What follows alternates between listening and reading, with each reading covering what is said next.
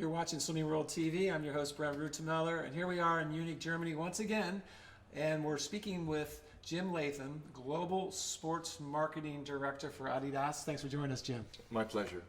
So that's a big title, and I understand you got a few other ones on top of that, but you talk about managing more of the heartbeat sports of Adidas, and I was kind of fascinated how you classify the heartbeat sports. Well, I must say the term heartbeat sport is an internal name that we came up with because we had so many sports that all by themselves might not be big enough to have a general manager or a lot of attention from the brand.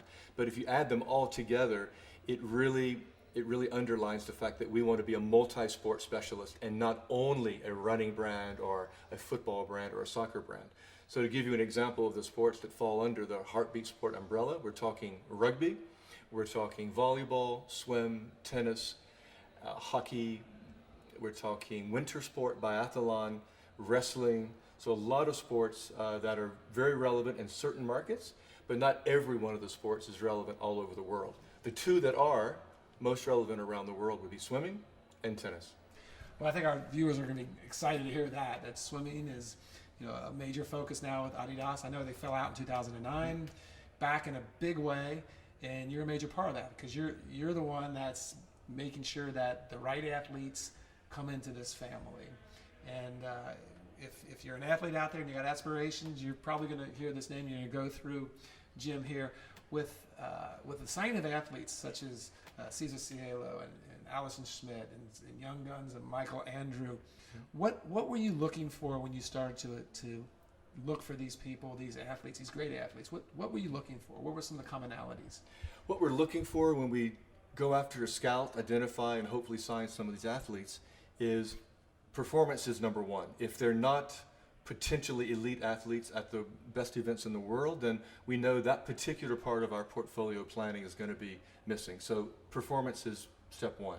But I have to say also, charisma, attitude, behavior, and markets play a key role. If you look at how we do our cross-section of analysis, if you're from China or Japan, Brazil, America, or Germany, there is by definition bigger upside perhaps than if you're from a very small market somewhere else.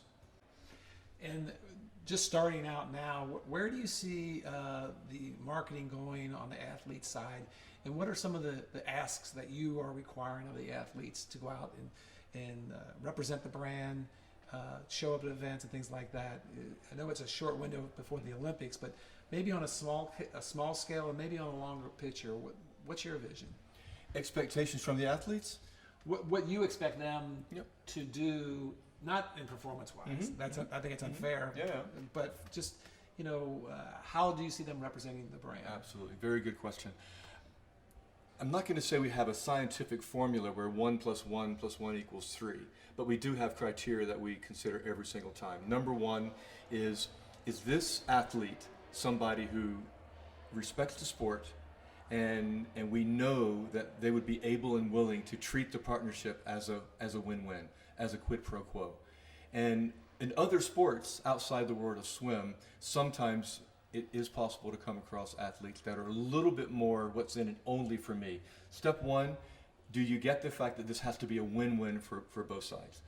Number two would be an ability to understand our needs to get them involved in the product and our marketing campaigns.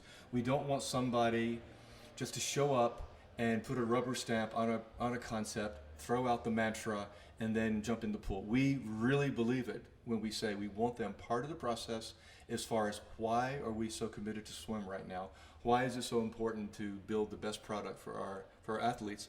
And we take it on the chin sometimes when they jump in the water with our product, and if they don't like it, we tell them, don't sugarcoat it. We want to hear it right now.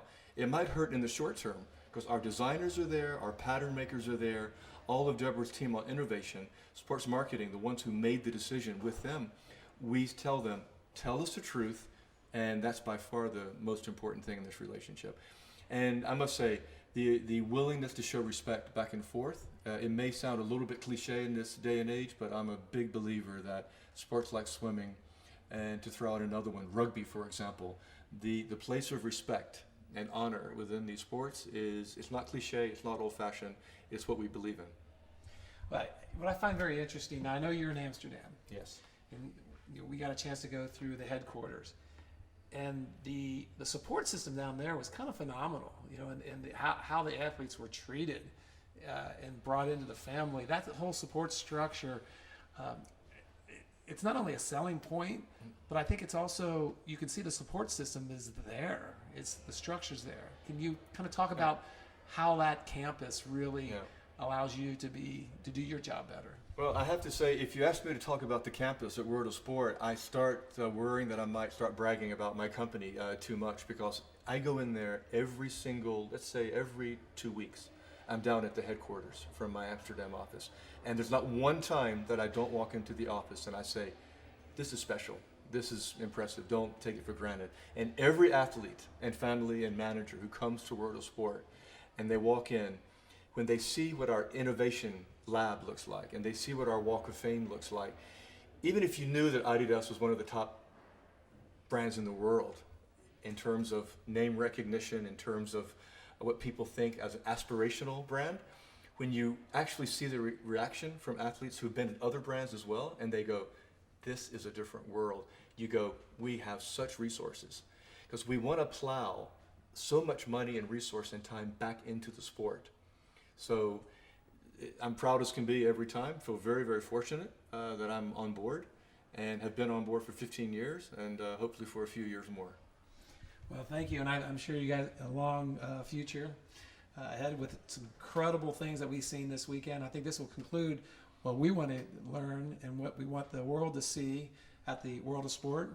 And thanks to Jim Latham. Appreciate My pleasure. The interview. I'm Brent Rutemiller saying, if you want to win, first help someone else win.